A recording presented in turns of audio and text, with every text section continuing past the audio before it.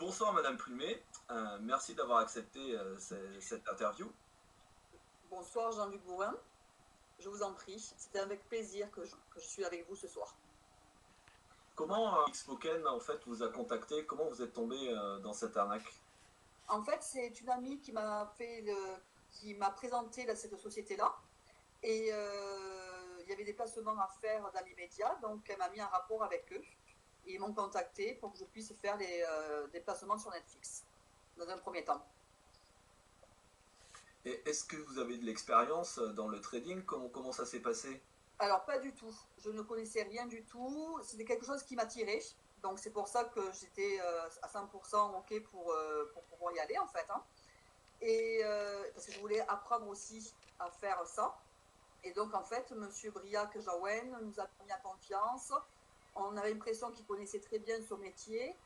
Et il nous a tout expliqué de A à Z, en fait, comment on fonctionnait au niveau du trading. Est-ce qu'ils vous ont prévenu des risques du trading, de former, accompagner pour commencer cette activité-là? Tout à fait. Il nous a dit qu'effectivement, on pouvait avoir des échecs et des réussites en fait, hein. On n'était pas devin pour connaître effectivement comment allait fonctionner cette bourse en fait, hein. C'est venu au départ. Bon. C'est vous qui faisiez les placements? C'est vous qui vous tradiez tout seul? Non, alors au début en fait, accompagné par notre courtier donc Briac, hein, qui nous appelait au quotidien pour nous faire des placements, donc des placements sur l'or, le cuivre, le pétrole. Et donc, c'est avec lui qu'on a commencé à apprendre comment on devait procéder, en fait. C'est lui qui prenait les placements? Ou c'est vous?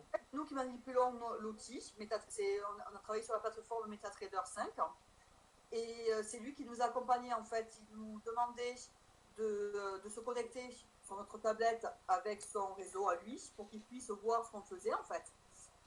De là, on faisait ce qu'il nous demandait, quoi. Et c'est nous qui faisions la manip. Et lui voyait ce qu'on faisait, en fait. Est-ce que vous pourriez nous expliquer comment c'est passé, comment ils vous ont entré en relation et comment se passait le trading?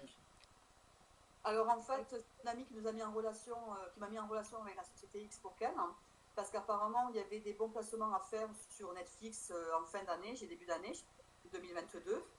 Donc ils ont pris contact avec moi et on a pu faire le premier investissement sur Netflix. Ensuite, il m'appelait tous les jours pour qu'on puisse faire des placements.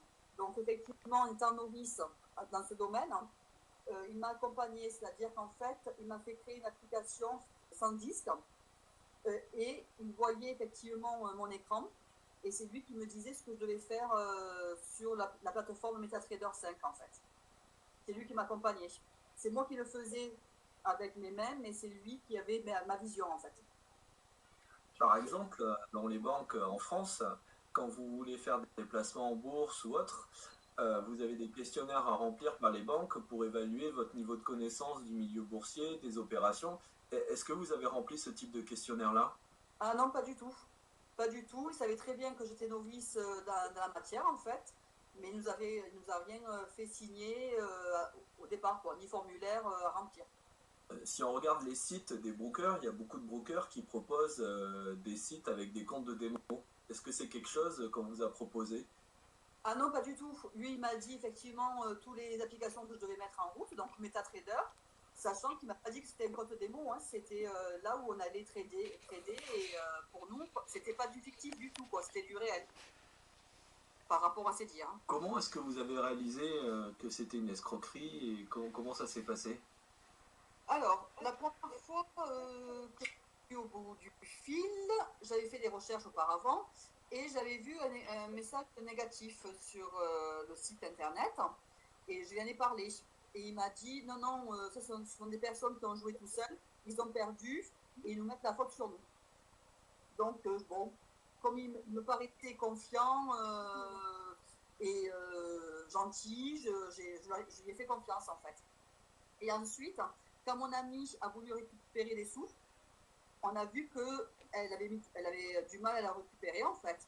On tardait, ça s'est passé au moins un mois pour qu'elle puisse récupérer 2500 €, sachant qu'à la base, elle n'avait pas demandé ça, elle avait demandé plus.